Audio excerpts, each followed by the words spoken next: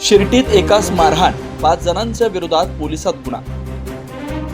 शिर्टी तालुका शिरोळ येथे चुलत भावाचं लग्नाचं निमंत्रण दिलं नाहीस असा गैरसमज करून घेऊन निलेश राजेंद्र सूर्यवंशी वय 33 वर्ष राहणार भैरेश्वर मंदिर जवळ शिर्टी तालुका शिरोळ याला तलवार व काठीसारख्या जाड वस्तूने मारहाण करून गंभीर जखमी केल्याप्रकरणी रविराज चंदगोंडा पाटील, शरद भाऊसू गुरव, निखिल प्रकाश पाटील, जावेद खतीब सर्व राहणार शिर्टी तालुका शिरोळ व एक भैया नावाचा अनोळखी इसम अशा 5 जणांवरती शिरोळ पोलीस ठाण्यात गुन्हा नोंद करण्यात आला। ही घटना बुधवार दिनांक 28 मे रोजी रात्री 9:15 वाजताच्या सुमारास घडली।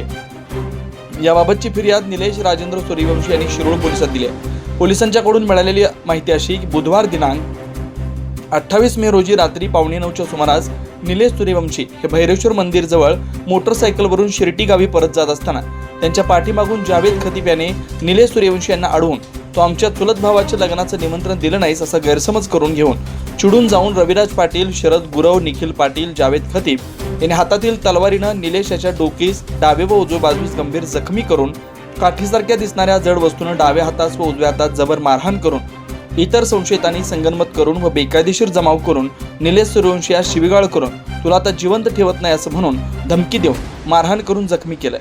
निलेश सूर्यवंशी यास स्पंदन हॉस्पिटल येथे उपचारासाठी दाखल करण्यात आले। अधिक तपास शिरोळ पोलीस करतात।